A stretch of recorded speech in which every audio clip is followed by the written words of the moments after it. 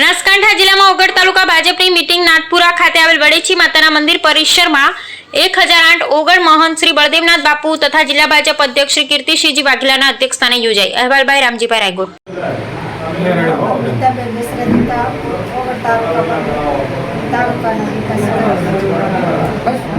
ખાતે શ્રી ઓગળ તાલુકાના નવનિયુક્ત પ્રમુખનું સન્માન સમારોહ અને આભાર દર્શન કાર્યક્રમોનો એ પ્રસંગે સમગ્ર કાંકરેજ અને ઓગળ તાલુકામાંથી કાર્યકરો પધાર્યા હતા અને આપણા નીતાબેન દશરથજી ઠાકોરને સમગ્ર તાલુકામાં ઓગળમાંથી પધારેલ કાર્યકરોનો ખૂબ ખૂબ ભારતીય જનતા પાર્ટી દ્વારા આભાર માનવામાં આવ્યો અને આજે 12:39 નીતાબેન દશરથજી ઠાકોર પોતાનો ચાર્જ સંભાળવાના છે, તો સૌએ ખૂબ ખૂબ શુભેચ્છા પાઠવી અને પોતે લોકહિતના કામ કરે એવી સૌને શુભેચ્છાઓ।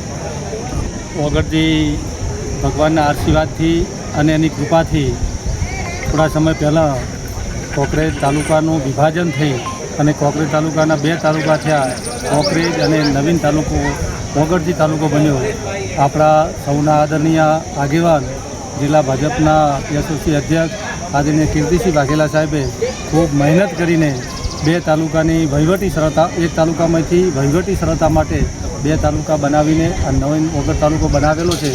હમણાં જ સ્થાનિક સ્વરાજ્યની ચૂંટણી આવી તેમાં જનતા જનાર્દનને ભારતીય જનતા પાર્ટી ઉપર વિશ્વાસ મૂકીને ભારતીય જનતા પાર્ટીના બહુમતી સભ્યોને જિલ્લા પંચાયત તાલુકા પંચાયતમાંથી ચૂંટી કાઢ્યા છે। તે બદલ સમગ્ર જનતા જનાર્દનનો આભાર વ્યક્ત કરવા માટે આજે અભિવાદન સમારોહ રાખેલ હતો। આ અભિવાદન સમારોહમાં આદરણીય આપણા બળદેવનાથ બાપુ 1008 મહંતશ્રીના અધ્યક્ષસ્થાને અહીંયા સંપન્ન થયો હતો। તેની અંદર આપણા આદરણીય અધ્યક્ષ કીર્તિસિંહજી વાઘેલા સાહેબ પણ ઉપસ્થિત રહ્યા હતા। આપણા જિલ્લા પંચાયતના નવનિયુક્ત પ્રમુખ આદરણીય વસંતભાઈ પુરોહિતજી પણ ઉપસ્થિત રહ્યા હતા। આપણા થારા સ્ટેટ રાજવી આદરણીય પૃથ્વીરાજજી વાઘેલા, આદરણીય મહામંત્રી આદરણીય ભારતસિંહજી પટેસરિયાજી, આદરણીય સુખદેવસિંહજી સોઢાજી, આદરણીય અર્જુનભાઈ, આદરણીય બાબુભાઈ, આદરણીય દિલીપ જાલેરા અને આપણા નવનિયુક્ત પ્રમુખ આદરણીય નીતાબેન અને એમની સમગ્ર ટીમ આજે અહીંયા ઉપસ્થિત હતી। તેમનું અભિવાદન કરવા માટે, એમને આશીર્વાદ આપવા માટે સમગ્ર તાલુકામાંથી બહોળી સંખ્યામાંથી ભારતીય જનતા પાર્ટીના કાર્યકર્તા મિત્રો પણ ઉપસ્થિત રહ્યા હતા। આ પ્રસંગે તમામ આગેવાનશ્રીઓએ અને અહીંયા જનતા જનાર્દનનો આભાર વ્યક્ત કર્યો હતો અને નવીન ટીમને શુભકામનાઓ પાઠવી હતી।